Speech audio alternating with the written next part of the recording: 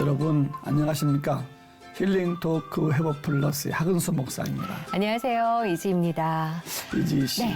얼마 전에 된 보도인데 텔레비도 받고 언론에 참 떠들썩했는데 네. 마약에 관계된 우리 유명한 배우가 사망 소식이 나왔었잖아요. 그렇죠. 네. 안타까운 일이었습니다. 워낙 배우로서 재능도 네. 워낙 뛰어나셨던 분이어서 아직까지도 믿기지도 않고 너무 안타까운 사실인데요. 더 놀라운 건 우리 사회가 이제는 마약에 너무 많이 노출이 돼 있다는 현실인 것 같습니다. 네. 예. 몇 년 전만 해도 한국은 뭐 마약 청정, 그렇죠. 청정 취업 그랬는데 예. 지금은 뭐 어떤 그런 영화 보는 것 같은 뭐 그런 일들이 막 현실에만 나타나니까 네. 얼마나 참 안타까운지 모르겠어요. 저희가 모르는 사이에 이게 너무나도 큰일이 되었구나라는 네. 거를 오늘 이 시간이 지나면 많은 분들이 아시지 않을까 싶은 생각이 드는데요. 비단 마약뿐만이 아니라 지금 뭐 여러 가지 중독 문제가 대두가 되고 있죠. 심각하죠. 네. 자, 오늘은 그래서 총신대학교 조현석 교수님 모시고 이 이야기를 좀 나눠볼까 합니다. 교수님 어서 오십시오. 네, 어서 오세요. 예, 반갑습니다. 반갑습니다. 4대 중독인 알코올, 도박, 마약, 미디어, 그리고 스마트폰 중독까지 34년 동안 중독을 연구해온 조현석 교수. 중독이 사람을 죽일 수도 있다는 심각성을 깨닫고 중독 문제에 사명감을 가지게 되었다는데 이제는 대한민국도 중독자 천만 시대, 미래를 이끌어갈 다음 세대를 위협하는 중독의 치료법은 중독 치료의 데모 조현석 교수가 들려주는 회복 스토리를 함께 만나본다. 앞에 카메라 보시고요. 인사도 해주시고 우리 시청자분들에게 네. 또 직접 교수님 하시는 일을 좀 소개 좀 해주시죠. 안녕하세요. 저는 총신대학교 중독재활 상담학과 조현석 교수입니다. 저는 1990년도부터 지금까지 중독과 관련된 일을 해오고 있습니다. 와. 처음에는 알코올 마약을 했고요. 그다음에는 도박, 그다음엔 미디어 쪽, 뭐 그 외에 뭐 성이라든지 기타 이제 음란물이라든지 많은 중독과 관련된 일을 이제 평생 해오고 있습니다. 네, 네. 90년도부터 중독과 관련한 일을 어마어마하시네요. 34년 됐습니다. 예. 그 지금 학회 중에 중독 융합 학회 네. 일을 하고 계시죠? 저는 이제 중독 융합학회 현재 회장이고요. 네. 그리고 뭐 이전에는 중독 심리학회 회장도 네. 했고 또 그 이전에는 중독 전문가들 모임인 협회 회장도 했고 네, 중독 관련된 협회 학회에서는 다 이렇게 회장을 한 것 같습니다. 네. 발음도 어려요. 중독 융합 학회. 네. 예, 어떤 일을 주로 하는 건가요? 이제 지금까지는 이제 중독자들을 상담하는데 주로 심리 상담이 위주가 됐어요. 예. 근데 이 중독자들은 한 번 중독이 되면 평생 이제 그 중독자로 살아야 되는 그런 이제 아픔이 있는데 이분들한테 매번 심리 상담만 하는 건 좀 네. 한계가 있는 것 같아요. 그리고 이제 많이 회복하고 있는 분들한테는 또 다른 어떤 프로그램을 제공하는 게 좋겠다. 네. 그래서 뭐 음악이라든지 미술이라든지 뭐 이런 다양한 그런 네. 프로그램들을 이제 함께 제공하는 걸 목표로 하고 있습니다. 그래서 뭐 단순히 중독 문제를 해결하기 위해서 심리 상담뿐만 아니라 다양한 그런 그 프로그램들을 제공하는 걸 목표로 하고 있어요. 네, 그러니까 네. 심리 치료뿐만이 아니라 음악, 미술 치료가 네. 병행이 되는 거예요. 네, 어떻게 그래서 뭐 보면. 예를 들면 뭐 대안 프로그램으로 네. 뭐 꽃꽂이 하는 거, 뭐 예를 들면 네. 뭐 원예,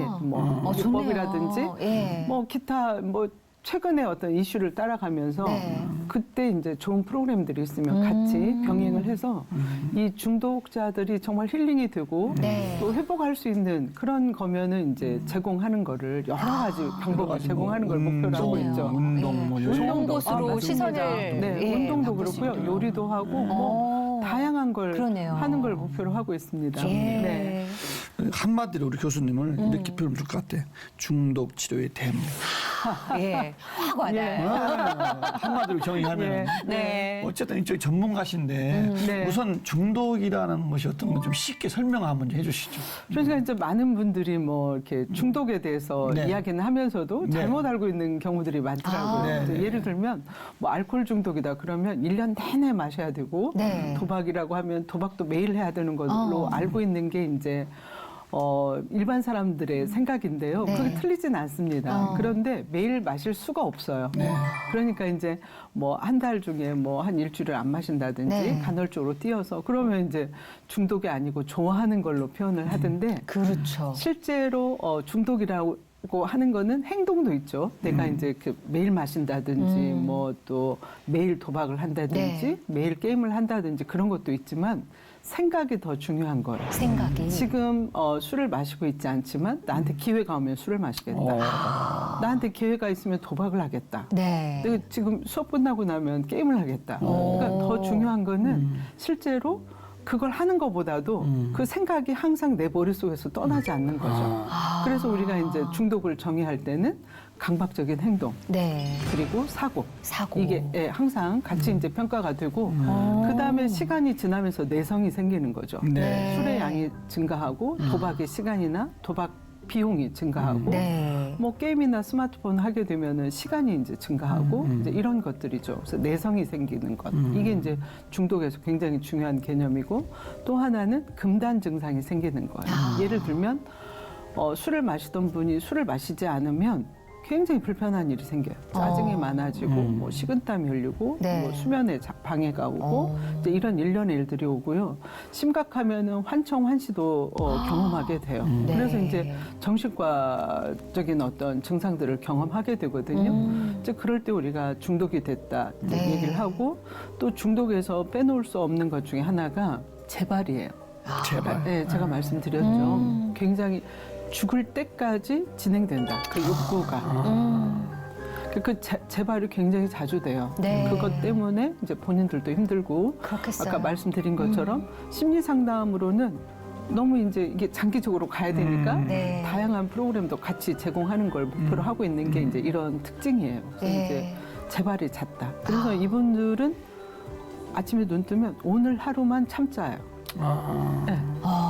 그러니까 10년, 20년 지난 분들한테도 어떤지 제가 여쭙거든요. 네, 그분들을 지금 제가 보고 있으니까 네. 30년 네. 전부터 물으면 지금도 있다는 거예요. 내가 절주할 수 있지 않을까? 네. 내가 한번 시험해보고 싶으면 막 그런 시험에 빠지는 거예요. 내가 지금 20년 안 마셨으니까 네. 지금부터 마시면은 내가 옛날에는 막 4-5병 마셨는데 한 병쯤 마시고 내가 절제할 수 있지 않을까? 이제 네. 이런 기대들을 하죠. 늘 그 유혹과의 근데 싸움이군요. 대부분은 마시기 시작하면 원래 상태로 돌아가요. 이게 무서운 거예요. 그게 무서운 거네요, 진짜. 예. 그러니까 예, 그래서 이분들은 이제 평생 오늘 하루만 네.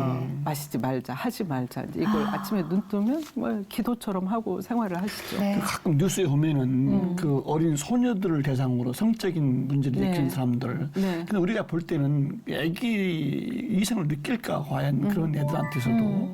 근데 그렇게 막 일을 저지른다는 말이죠. 그렇죠. 이런 것도 이제 중독으로 보여요. 그렇죠. 이제 뭐 소아 성애자라고 네. 표현을 하는데 그 사람들은 우리가 이제 선교를 할 때 우리는 좋아서 하잖아요. 네. 어떤 감정이 있고, 네. 근데 그 사람들은 그게 없는 거예요. 그냥 하는 거예요. 네. 네, 그런 차이가 있죠. 그것도 중독이 되는 거예요. 그렇죠. 중독이죠. 그리고 이제 그거는 정신과 질환으로 분류가 돼요. 네. 그거. 네. 처음 인사하셨을 때 중독 종류가 저렇게 많나 싶을 정도로 열거를 해주셨는데 일단 중독의 종류가 어떤 것들이 있는지 또 상황이 어떤지 좀 알고 싶어요. 지금 크게 중독은 이제 두 가지로 분류를 합니다. 물질 중독하고 행동 중독으로 분류를 해요. 네. 그러니까 물질 중독은 이제 입을 통해서 먹는 거라고 보시면 돼요. 그게 대표적으로 술이죠, 이제. 그리고 약물 종류, 마약 네. 종류, 그리고 이제 담배. 아. 이제 입을 통해서 중독이 뭔가를 되는 거를 넣어주는. 네네, 네. 그거는 이제 우리가 물질 중독이라고 하고요. 행동 중독은 말 그대로 행동하는 거예요. 도박 네. 대표적인 게. 아. 그다음에 이제 뭐 미디어 중독, 네. 그다음에 뭐 성 중독, 그다음에 뭐 주식 중독, 네. 그다음에 일 중독, 뭐 운동 중독. 그러네요. 예. 의외로 많네요. 의외로 많죠. 일도 중독으로 보는 예, 거예요. 일도 중독으로 보죠. 그래서 뭐 더러 일 열심히 하는 분들은 일 중독자라고 저희가 봐요.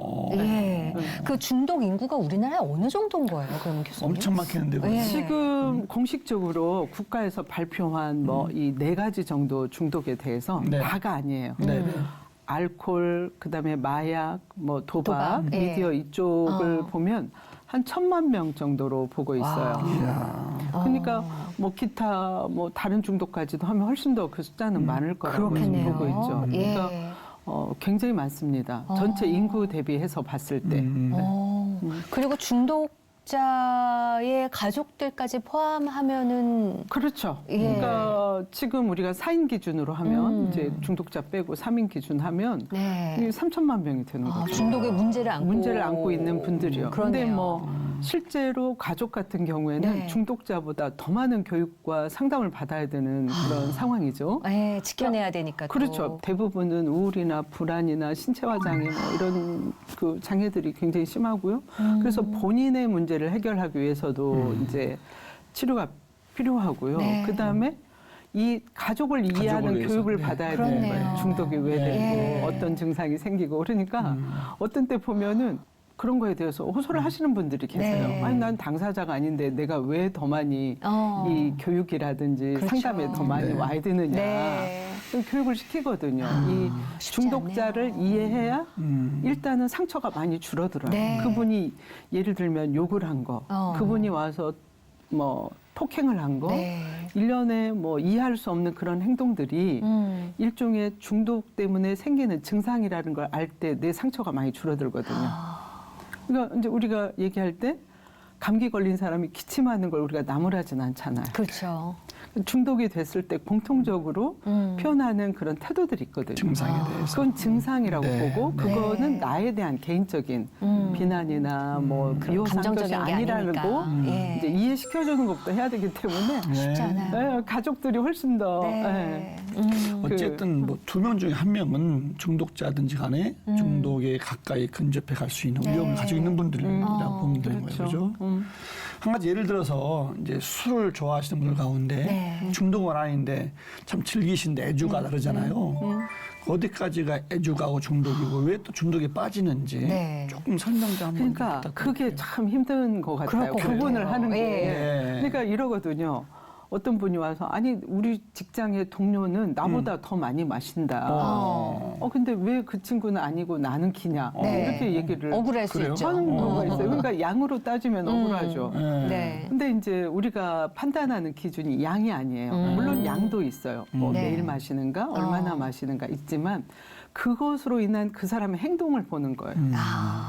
한 잔을 마셔도 취하는 사람이 있고 취해서 그게 이제 또 또 다르니까. 자기가 해야 예. 되는 뭐 업무라든지 그렇잖아요. 일을 그렇죠. 제대로 해낸다든지 네. 그리고 뭐 가족 관계도 잘 유지를 한다든지 일상의 어떤 인간관계도 잘 유지를 한다든지 뭐 이런 일들을 그냥 큰 변화 없이 술을 마셔도 하고 있다. 네. 그러면 우리가 중독자라고 선뜻 말하기 어렵죠. 그렇죠. 근데 네. 양이 적어도 네. 뭐 폭행을 일삼고 자기 해야 되는 일들을 안 해내고 네. 그러니까 일상에 어떤 변화가 오는 거예요.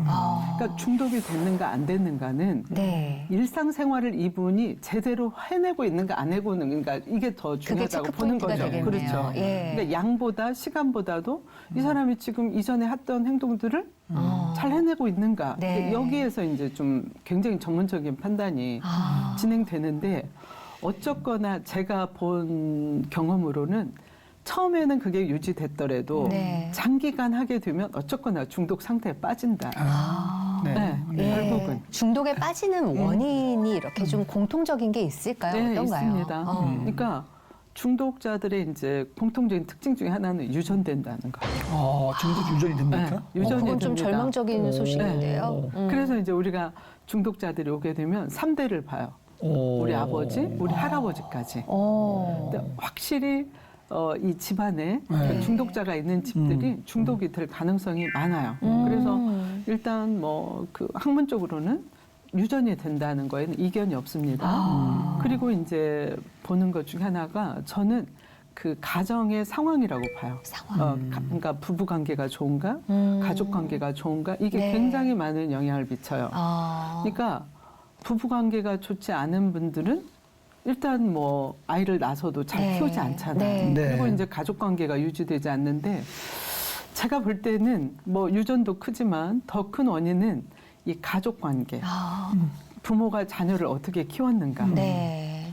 거기에 가장 큰 원인이 있다고 봐요. 그래서 이제 잘 키워지지 않은 아이들, 충분한 애정을 못 받았던 아이들, 이제 그리고 집요하게 부모들이 통제했던 사람들 이런 사람들이 근본적으로는 이제 뭐 자존감이 낮고요. 네. 이렇게 뭐 저항하고자 하는 욕구도 많고 기본적으로 이 사람이 성장하는 과정에서 제대로 그 성장을 못한 거예요. 근데 네. 그런 것은 유전이라기보다는 어떤 상황에 따라서 그렇죠. 생기는 중독으로 봐야 되는 거 아닌가요? 그래 저는 그렇게 봅니다. 그래서 네, 네. 제가 이제 그 뭐 교회나 기타 특강 가면 중독 문제를 해결하기 위한 1번으로 부부 교육을 시켜야 된다. 예비 부부 교육부터 시켜야 된다. 네. 그래서 그 부부가 앞으로 우리가 어떻게 살고 어떻게 집안을 계획해서 이끌 것인지 또 자녀는 나면 어떻게 키울 것인지에 대해서 네. 교육을 받아야 돼요. 그게 우리는 너무 없어요. 굉장히 계획적으로 이 가정을 꾸려야 되는데 네. 그런 것들이 없는 거죠. 그리고 아이를 낳았을 때 그 아이들의 발달 연령에 따르는 아이들 교육 방법이 있어요. 그러니까 그런 것들을 전혀 고려하지 않고 네. 키우기 때문에 열심히 키워도 때로는 어떤 부모님들이 오셔서 그러거든요. 아니 난 최선을 다해서 키웠다. 네. 근데 왜 아이가 이렇게 됐을까요? 물어보면 엄청나게 통제를 한 거예요. 어머니가 계획을 세워서 아이의 입장은 전혀 배려하지 않고 네. 우리말로 잡는 거죠, 아이들을. 이제 그렇게 키운 부모들은 억울한 거예요. 자기는 아무것도 안 하고 그리고 열심히 최선을 다해서 키웠는데. 키웠는데. 네. 그래서 제가 볼 때는 이제 그 중독이 되는 원인에는 그런 유전적인 요인도 있지만 잘못 성장된 것, 환경이 중요하다. 네. 이게 이제 저는 굉장히 중요하다고 봐요. 그러네요. 네. 그래서 이 방송을 보시는 분들은 네. 좀 아이를 잘 키우고 싶다. 요즘 같은 경우는 정말 아이들을 어떻게 키워야 될지 몰라서 너무 두려워서 아이를 못 낳겠다는 그런 네. 분들도 있거든요. 네. 근데 교육을 받으면 그 각 그 연령대별로 우리가 어떤 부분을 아이들한테 더 집중적으로 관심을 갖고 네. 도와줘야 되는지에 대한 그런 자료들도 많고 네. 또 정보들도 많거든요. 그래서 좀 그런 걸 배우면 좋겠다. 네. 이제 꼭 부탁드리고 싶어요. 네. 근데 이거는 중독뿐만 아니라 모든 부분에서 그렇죠. 그런 아이들의 그런 성장 과정에 따른 부모들의 태도가 중요하다는 걸 좀 아시면 좋겠고 더 중요한 건 사랑이죠. 네. 그렇죠. 네, 사랑입니다. 사랑이죠. 그러니까 아이들을 결국에. 제가 네. 사실 옛날 우리 부모들은 몰랐어요 이런 거. 그렇지만 우리는 그렇게 비뚤어지지 않았거든요. 네. 그게 무엇인가 보면 결국 부모님들의 사랑이었죠. 네. 그래서 그 아이를 낳는 분들이 아이를 낳았을 때 어떻게 키울 건지 정말 진정으로 사랑하는 마음이 거기에 따르면 이런 문제는 전 최소화될 거라고 봐요. 네. 우리 시대 부모님의 사랑을 지금 바꾼다고 그러면 부모의 집착? 말 됩니까 이게? 너무 그 사랑보다는 그냥 너무 집착하는 거 아닌가 싶긴 한데. 그러니까 지나놓고 보면 네. 오히려 몰라서 네. 그냥 두는 상태로 그 아이를 인정했던 게 더 좋은 것일 수도 있겠다는 생각이 드는 거예요. 네. 요즘은 부모들이 학력이 너무 높아져가지고 네, 네. 네. 그 아이들 태어나면서부터 어머니들이 이제 이 아이의 플랜을 이제 그렇죠. 세우잖아요. 그렇죠. 실패의 길을 안 가기 안 가기 위한 위해서. 플랜을 플랜을 어머니들은 근데 옛날에 네. 우리 어머니는 몰라서도 못하고 우리가 하는 걸 좀 존중해주고 이렇게 기다리면서 봤는데 네. 지금 어머니들은 보면 저도 놀래요. 저도 모르는 걸 너무 많이 알고 있어요. 예. 근데 그 방법이 다 좋지는 않다. 네. 그렇군요. 예. 어쨌든 다양한 중독자가 있는데 유전적인 것도 있고 가정 환경도 있고 등등등등. 그러면 그거에 따라서 뭐 상담이나 네. 재활 치료도 또 달라지는 거예요. 그렇죠. 우리가 이제 네. 그 상담을 할 때는 네네. 중독자들도 수준이 있어요. 네. 같은 술을 마셔도 그렇죠. 단계에 따라서 1단계. 근데 이제 막 그 중독 단계로 들어간 네. 그런 사람이 있을 수 있고 그다음에 중간 정도가 있고 아주 심각한 단계가 네. 있잖아요. 그러면 그 단계에 맞게 이제 접근을 해야 됩니다. 그래서 이제 그때 이제 상담의 기법도 달라져요. 예를 들면은 우리가 봤을 때는 이분이 중독자인데 중독이 이미 됐는데 안 됐다고 하는 분들이 있어요. 자기는 아니라고. 인정을 안 하시는 집에서는 경우. 굉장히 문제가 있다고 난리가 네. 났는데 그럼 우리가 동기 강화 상담이라는 걸 하죠. 예를 들면 그래서 당신이 지금 중독자인 걸 인정하도록 하는 이제 그런 상담의 기법이 있고 이제 네. 들어갔을 때 그 사람의 생각을 바꾸는 또 다른 인지행동 치료라든지 이제 그런 기법들을 써요. 뭐 주장 훈련을 한다든지. 그러니까 보통 보면 중독자들이 특히 알코올 중독자들은 자기 주장을 잘 못해요. 그래서 네. 화가 나면 회피하고 술 마시고 이러거든요. 그래서 무슨 문제가 있으면 얘기해라. 얘기를 못하고 술로 그거를 억누르고 직장에서도 잠재우시는 문제 있으면 거군요. 상사한테도 얘기하고 동료한테도 얘기하고 또 가족한테도 얘기하도록 하는 이제 뭐 자기 주장 훈련, 네. 뭐 문제 해결 중심의 뭐 훈련, 뭐 이런 다양한 이제 프로그램을 이제 단계별로 하기도 하고 또 하나는 그분들이 요구하는 그런 그 상담이 있어요. 네. 예를 들면은 우리 가족과의 관계가 지금 안 좋다. 그러니까 그걸 좀 도와주세요. 네. 이제 이렇게 맞춤 얘기한다든지. 상담. 예. 그리고 뭐 나는 지금 우리 가족들하고 살기가 힘드니까 좀 내가 분리되어 있으면 좋겠다든지. 그럼 가족들도 마찬가지예요. 그렇죠. 그럼 거기에 맞는 또 프로그램을 이제 진행을 해야 되는 거죠. 네. 그래서 상담은 중독자의 수준, 그다음에 중독자나 가족들이 요구하는 욕구 이 두 네. 가지를 반영을 해요. 그래서 이제 외국에서는 굉장히 다양한 시설들을 갖춰요.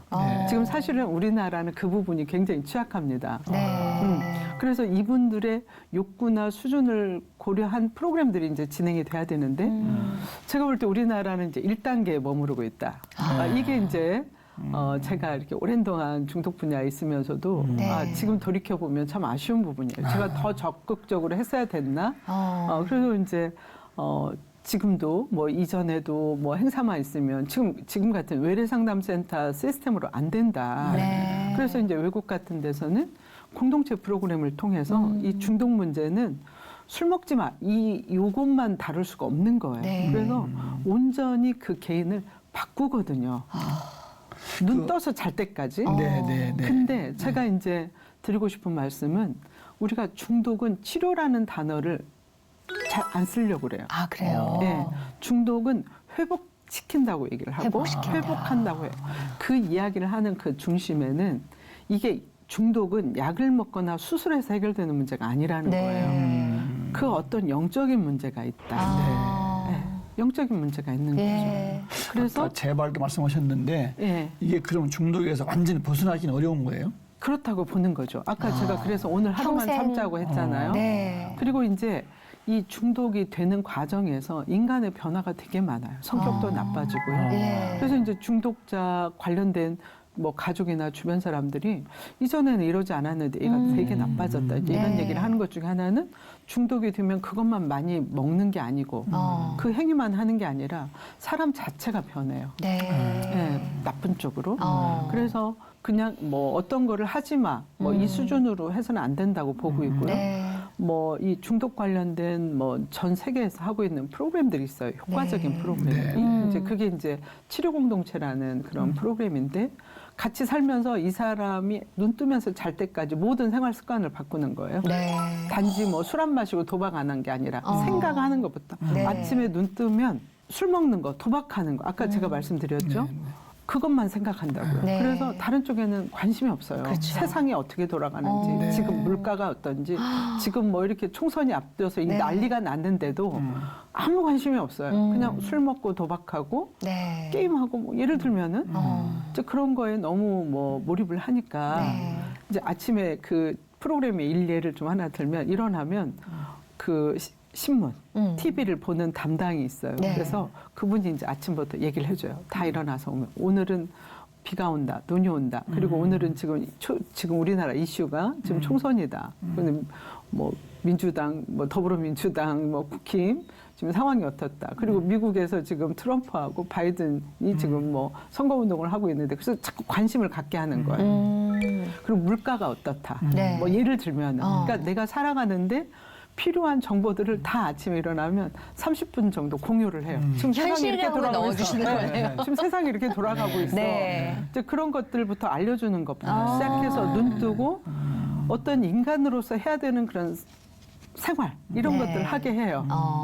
이 프로그램이 저는 굉장히 효과적이고요. 제가 이제 이 중독 문제를 이제 담당하고 이제 해외 출장을 제가 많이 다니면서 네.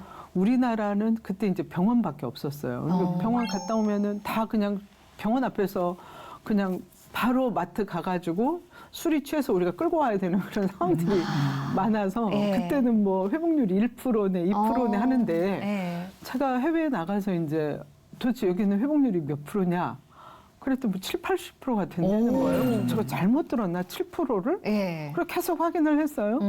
70%, 80%. 제가 이 거짓말이야. 얘네도 그럴 수가 거짓말하고 있나? 있어. 예. 이렇게 될 수가 없는데 어. 어떻게 이게 그렇게 된다고 하지? 예. 그래서 그때는 제가 몇 년 갈 때까지만 하더라도 그걸 제가 동의를 안 했어요.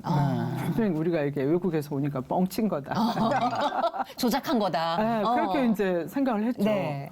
근데 지금은 제가 절대적으로 동의를 하죠. 아. 그 프로그램을 받은 네. 제가 이제 그 프로그램을 우리 한국에 세팅을 했거든요. 원스톱 서비스 시스템이라고 네. 외래 상담센터, 아까 중간 그 치료 공동체, 네. 지금 남녀 만들고 또 중간집이라고 지금 내가 그런 프로그램을 받고 회복해서 직장 생활도 잘하고 싶은데 가족들하고 사이가 안 좋아가지고 집을 돌아갈 수 없는 분들이 있어요. 네.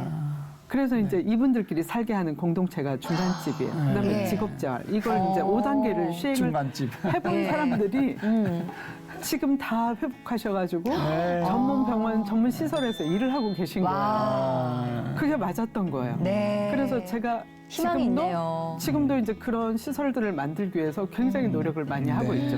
해야 될 일이 어마어마하실 네. 것 같은데. 저는 그것이 대안이라고 생각을 하고 있어요. 네. 그리고 지금 이제 우리나라에서도 그거에 대해서 동의를 많이 하고 실제로 이제 제가 청소년 예방 운동 본부 일을 지금 뭐 대표를 맡아서 하고 있는데 네. 거기에서도 지금 청소년들 같은 경우는 중독 문제가 생기면 학교도 못 다니고 그냥 길거리 그렇죠. 가출 청소년이 돼버려요. 네. 그래서 또 다른 문제를 낳아서 그 아이들 그 대안 교육도 시키고 중독 네. 문제도 해결하는 그런 지금 거주 시설을 만들려고 준비하고 있습니다. 저희가 중독과 관련해서 대모님이라고 처음에 소개를 해드렸잖아요. 그리고 이 일을 30년째 네. 하고 계시고 처음에 어떻게 이 중독과 관련한 분야로 일을 시작하셨는지 궁금하거든요. 그러니까 이제 어디 가면 다 이걸 물어봐요. 그것도 이 험악한 일을 또 여성분이 그 일찍이. 일찍이 그렇게 하셨냐? 네. 이런 이제 질문을 하면서 그러면 제가 물어봐요. 네. 왜 했을까요? 사회자님 제가 왜 했을까요? 어쩌다 하셨을까요? 왜 했을 것 같으세요? 그래서 물어보잖아요.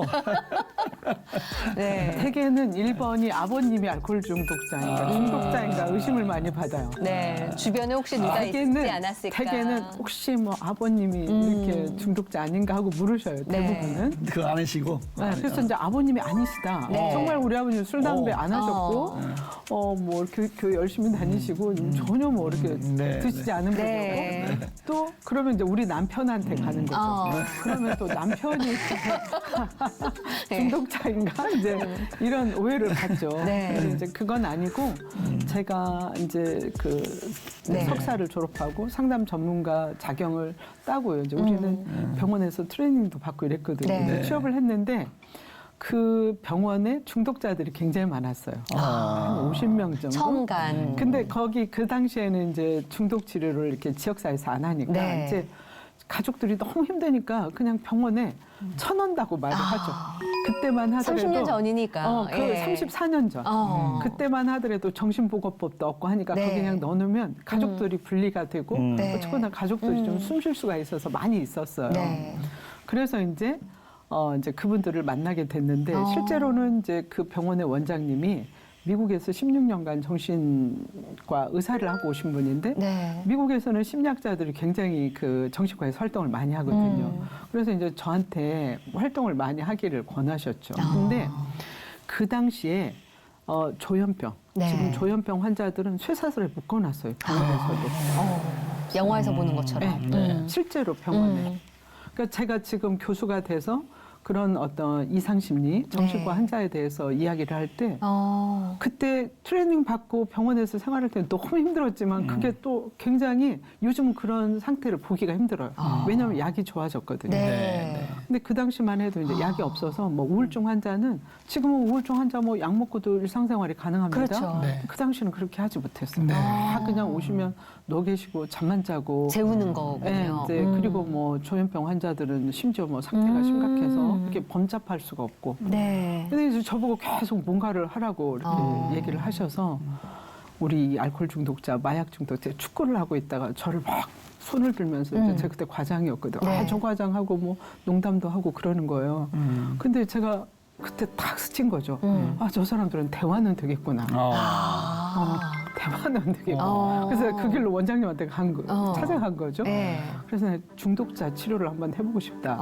얘기를 했더니 원장님 해봤나 이러시더라고요. 그래서 아니 안 해봤거든요. 그래서 안 해봤다. 그랬더니 그 어려운 거를 네. 겁도 없이 한다고 하면서 근데 이제 우리 병원에 많으니까 네. 어떻게든 이제 해야 되잖아요. 아무것도 그분들 그렇죠. 위해서 누군가는 안 또 해야 해주니까. 되는 거고. 그러니까 당신이 먼저 그걸 해볼 테니까 저보고 좀 옵저버로 참여했다가 좀 이어서 하면 어떻겠냐 이렇게 권하셨고 그때부터 이제 중독자 치료나 이런 거 찾아서 이제 보기 시작한 거예요. 예. 그래서 이제 하기 시작했는데 그게 뭐 얼마나 잘했겠어요. 그러나 아무것도 안 하는 것보다 그럼요.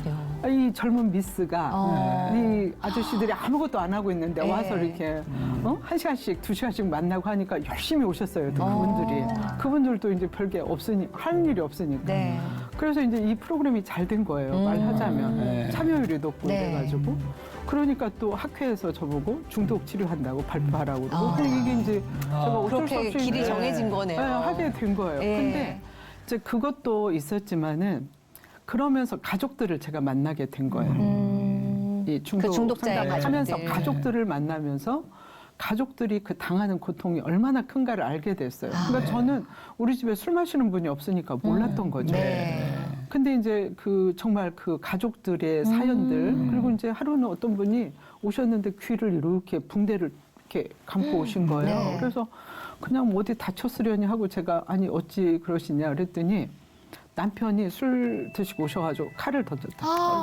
그래서 이 귀가 이렇게 찢겼다는 거예요. 근데 이게 생각을 해보세요. 이게 각도만 틀렸으면 이게 그렇지. 정수리 맞아서 사망하셨어요. 제가 그때 정말 놀랐어요. 아, 이게 말로만 하는 게 아니고 정말 이게 죽이고 살릴 수도 있는 이런 문제구나. 네. 그래서 그 가족이 고통받는 이야기를 들으면서 제가 더 열심히 해야 되겠다는 이제 생각을 하게 된 사람도 계기였고 생기고 이제 또 그렇죠. 그리고 이제 뭐 이렇게 하는 거는 그 사이에 이제 너무나 이 중독 때문에 심각한 일들이 많으니까 네. 이제 어느 시점부터는 사명감이 생기는 거예요.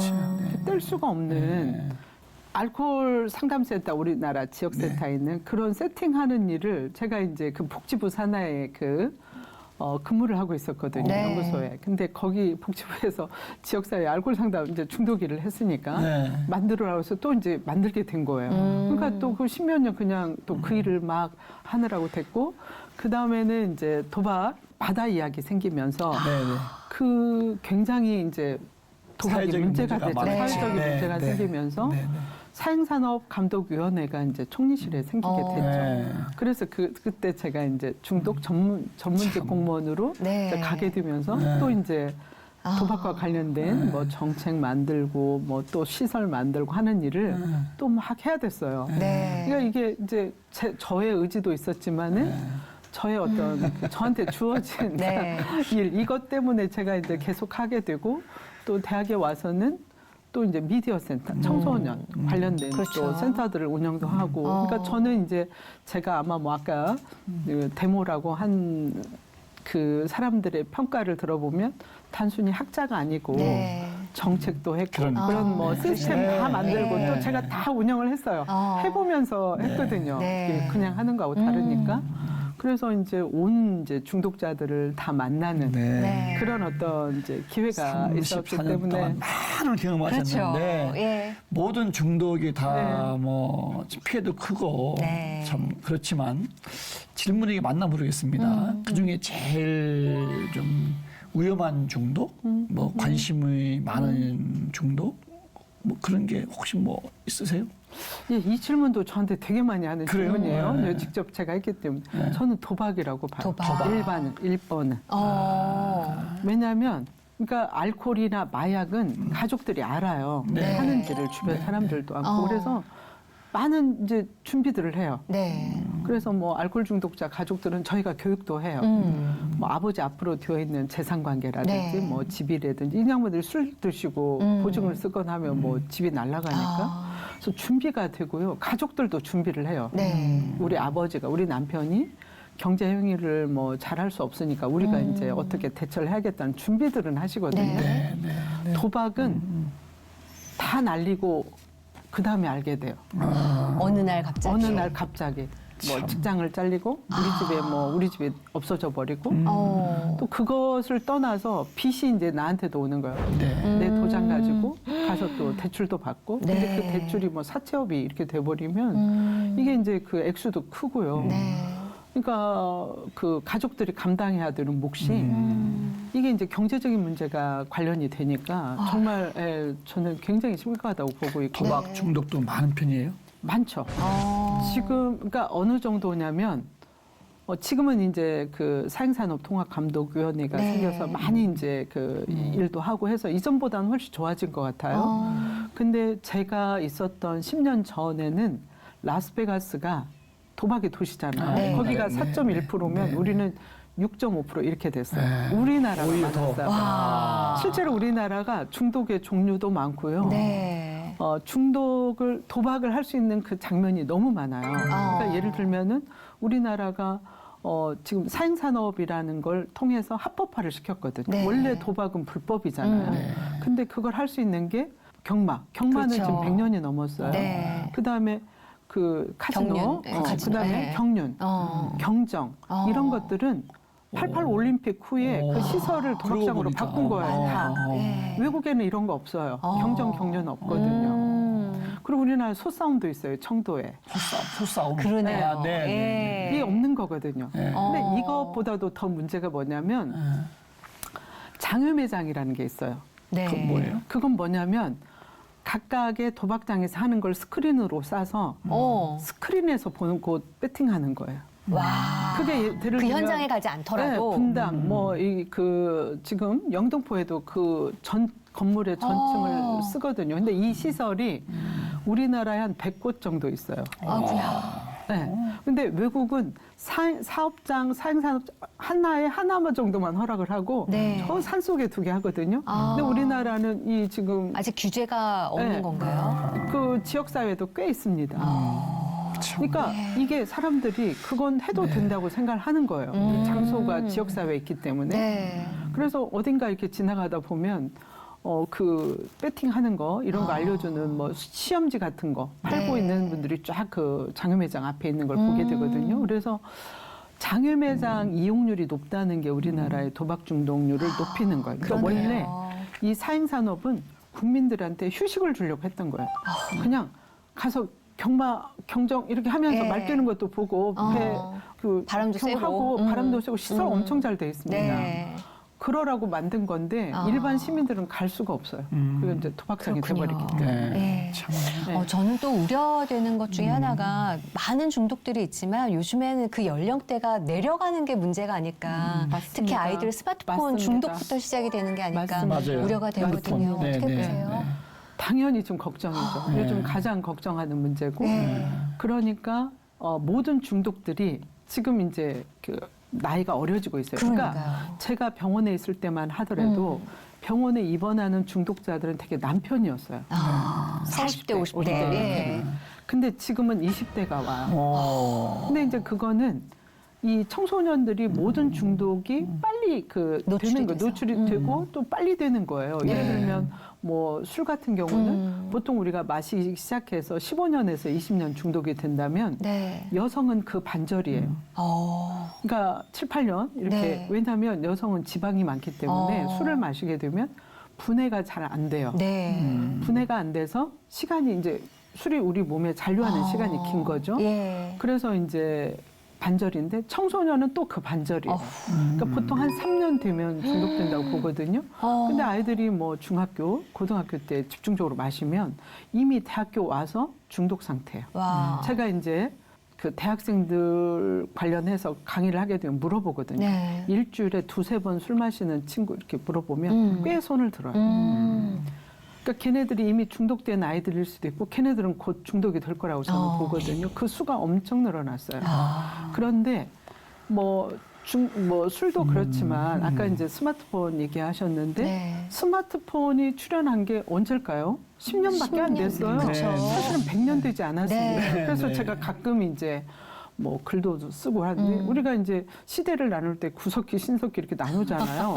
저는 스마트폰 시대를 분류하는 어떤 학자도 오. 생길 거라고 봐요. 그래야 된다고 봅니다. 그렇죠. 네. 스마트폰이 생기면서 진짜 세상이 너무 많이 맞아요. 바뀌었거든요. 네. 그러니까 지금 아이들이 중독 아까 말씀드렸잖아요. 지금 아이들이 온라인으로 한 도박, 그다음에 마약. 네. 이게 엄청 늘었거든요. 어떤 학자는 뭐 50배가 늘었다 하는데 사실은 더 늘었다고 봐요. 지금 마약 같은 경우는 불법이기 때문에 우리가 네. 정확하게 추계할 수가 없어요. 그런데 이제 이 사건 하나가 아마 많은 걸 대변해 줄 거라고 보는데 최근에 그 답콕이라는 모임이 생겼어요. 드러그 앤 어딕션 인 캠퍼스 하는 캠퍼스에서의 어떤 마약 그다음에 약물 중독자들을 치유하는 그런 네. 단체예요. 근데 이게 지금 고대에서 만들어졌거든요. 네. 저도 거기 제가 이제 연구 사업 개발 원작으로 저도 참여를 하고 있는데 지금 사회적으로 꽤 유명한 분들이 많이 들어와 있어요. 네. 고대에 마약 파티에 참석하라고 전단지가 붙은 거예요. 또 마약을 사라고 또 전단지가 학교 내에 붙었는데 대학교에 이런 전단지들이 막 붙기 시작하는 거예요. 침투했군요. 들어와 있군요. 네, 들어온 거예요.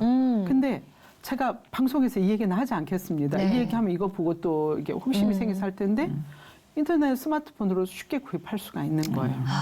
그리고 더 놀라운 건 가격대가 저렴해졌다는 거죠. 그렇다고 하더라고요. 네, 그러니까 이전에는 예를 들어서 뭐 10mg 이렇게 사야 됐어요. 이렇게 네. 할 때는 한 번에. 근데 지금은 소분을 해서 팔아요. 그거를. 그러니까 20만 원짜리 어떤 그것이 소분을 해서 팔게 되면 네. 2만 원, 1만 원대로 이게 낮춰지는 거예요. 근데 우리 대학생들은 알바를 하잖아요. 네. 그 돈을 벌어서 1만 원, 2만 원은 큰 돈이 아닌 거예요, 애들이. 그러니까 쉽게 구입할 수가 있고 그런 장면에 쉽게 투입할 수 있는 그런 장소들이 지금 공개가 되고 있고 방법도 소개가 되니까 지금 얼마나 많이 하는지를 우리가 알 수가 없는 거예요. 네. 거기다가 요즘 외국에서 이제 그 노동자들 또 학생들이 굉장히 유학을 많이 오잖아요. 네. 우리나라도 일하러도 오시고. 근데 그 중에 이미 대마초나 약물한 친구들이 많은 거예요. 외국엔 또 합법화되어 있는 그 것들이 약법화 있는 것도 예. 있으니까. 그래서 지금 이제 우리 전문가들이 보기에는 도대체 이 마약이 얼마나 이게 퍼져 있는지 모르겠다. 예. 그리고 청소년들 같은 경우에는 호기심으로 지금 엄청 하고 있고 또 하나는 이제 병원에서 일부 처방약으로 이게 나오고 있는 거예요. 네. 어떤 뭐 연구를 하는데 이제 실태 조사를 얘기를 하더라고요. 그래서 제가 마약은 실태 조사가 불가하다 그렇게 말을 했어요. 왜냐하면 지금 우리나라는 마약이 그 불법이거든요. 그래서 그거를 자기가 했다고 이걸 할 수가 그렇죠. 없어요. 네. 이게 불법이기 네. 때문에. 네. 그러니까 너 하고 있니? 술은 할 수 있어요. 당신 일주일에 술을 몇 번 마십니까? 네. 이러면 뭐 한 번이든 두 번이든 체크를 하는데 마약은 그게 안 되는 거죠. 네. 그래서 지금 하는 게 마약 인식 조사예요. 마약에 대해서 어떻게 생각을 했냐? 해도 된다고 생각하니? 네. 너한테 기회가 주어지면 너 해볼래? 이제 이런 거거든요. 근데 아이들이 그런 거에 대해서 주저함이 없는 거예요. 너무너무 호기심이 많은 거예요. 이럴 때일수록 좀 이 중독은 개인 특정만 아니라 그렇죠. 가정의 문제, 사회 문제가 되는 건데 네. 네, 맞습니다. 이럴 때일수록 교회가 어떻게 하면 되겠습니까? 그렇죠. 그래서 저는 교회가 할 일이 굉장히 많다고 봐요. 네. 일단은 이 중독은 우리 교회에서는 죄로 보고 있잖아요. 그렇죠? 그리고 영적인 문제라는 거죠. 네. 그런데 대부분 이 회복하고 있는 분들은 교회에 가서 하나님을 영접하신 분들이 대부분 회복을 장기적으로 하는 걸 봐요. 네. 네. 그 믿음. 네. 그래서 굉장히 개인적으로 중요하다고 봐요. 그러니까 제가 총리실에 근무할 때도 이걸 계속 목사님들한테 오시면 네. 교회에서 이걸 좀 한번 해주세요. 이건 교회가 해야 됩니다. 네. 그렇게 제가 주장을 하고 있고 지금도 하고 있고 거의 목사님들한테 네. 애원을 하죠. 이거 교회에서 좀 한번 해보면 좋겠다. 그래서 청해본을 만들었어요. 아까 청소년 예방운동본부를 네. 만들어서 거기는 교회인들, 목회자들, 사모님들 이런 분들만 저희가 지금 성경적인 네. 중독 상담을 어떻게 해야 될지 여기까지 저희가 지금 교육을 하고 있는 거예요. 네. 그러니까 이 부분은 저는 우리 교회가 맡아야 될 부분이고 우리 교회 안에 있는 성도들, 청소년들 정말 너무 문제가 많다는 거죠. 네. 그리고 제가 교회 가서 청소년들한테도 이런 질문을 해보거든요. 너 온라인 도박 해봤니? 꽤 많이 손을 들어요. 그래요? 어떻게? 친구가 하자고 그래서. 가정에서도 중요하지만 서로 청소년들끼리도 이게 일종의 하나의 직업이 되어 있는 거예요. 음. 마약을 권하거나 아. 도박을 권해서 같이 하게 되면 돈을 받아요. 아르바이트. 일종의. 아이고. 이게 지금 학생들 사이에 꽤 많이 들어가 있는 네. 거예요. 그래서 예. 친구한테 권하는 네. 거죠. 이거 해보자. 네. 이거 먹으면 기분이 좋아. 그냥 네. 무료로 줘요. 처음에. 참. 네. 그러면서 나중에 중독자를 중독 만드는 거죠. 음. 그러니까 또 참. 부모님들이 또 그걸 아이들을 잘 키운다고 하더라도 네. 옆에 친구가 어떻게 하느냐에 따라서 이게 어떻게 돌아갈지 알 수가 없는 거예요. 네. 그래서 지금 또 제가 하고 있는 연구 중에 하나가 부모님들이 네. 교사들이 음. 그 마약을 하고 있는지 네. 도박을 하고 있는지를 보는 어떨 때 이 아이가 했다고 의심해야 되는지 이런 것들도 저희가 이제 교육해야 되는 상황이 네. 된 거죠 지금. 앞으로 하실 일이 얼마나 많으실까. 그러니까요. 예. 너무 하여튼 막중합니다. 네, 그 사명 잘 감당하시기 바라고요. 기도 제목이나 네. 뭐 교수님 바람 같은 게 하나. 저는 그렇죠. 네. 항상 네. 저의 기도 중에 하나는 네. 우리나라의 중독 문제가 없어지길 바라는 거죠. 네. 당연히. 그리고 이제 그 가족들 네. 그 통해서 좀 헤어나길 바라고. 요즘은 이제 청소년들이 너무 많이 이제 중독이 되니까 이 청소년 중독에 대해서도 기도를 많이 합니다. 네. 이 아이들이 좀 건강하게 아. 잘 성장할 수 있도록 그리고 이 아이들이 또 잘 성장해야 우리나라도 또 잘 유지가 되고 또 우리도 잘 살게 되는 거잖아요. 네. 그게 저의 이제 평생 기도 제목이죠. 네. 중독에서 해방되는 그날까지 예, 그 그렇습니다. 사역을 응원하겠습니다. 예, 그렇습니다. 네, 오늘 예. 귀한 걸음 해주셔서 예, 감사합니다. 고맙습니다. 예. 오늘 너무 중요한 시간이었습니다. 그죠? 네. 그리고 자녀들에 대해서 정말 중독성이 너무 심각하구나. 사랑의 결핍이 문제라면 우리 모두의 책임이다. 그렇죠. 부모의 책임, 사회의 책임, 교회의 책임이구나. 그런 책임감을 느끼는 시간이었네요. 네, 그리고 좀 주변을 돌아봐야 되겠다라는 생각도 들었습니다. 네. 아무리 어렵고 힘겨운 상황도 예수님의 십자가 앞에 나아갔을 때 예수님의 사랑으로 회복될 수 있다는 거 믿으시면서 오늘도 그 말씀과 사랑 붙잡고 또 하루하루 이겨내셨으면 좋겠네요. 평안한 하루 보내십시오. 고맙습니다. 감사합니다.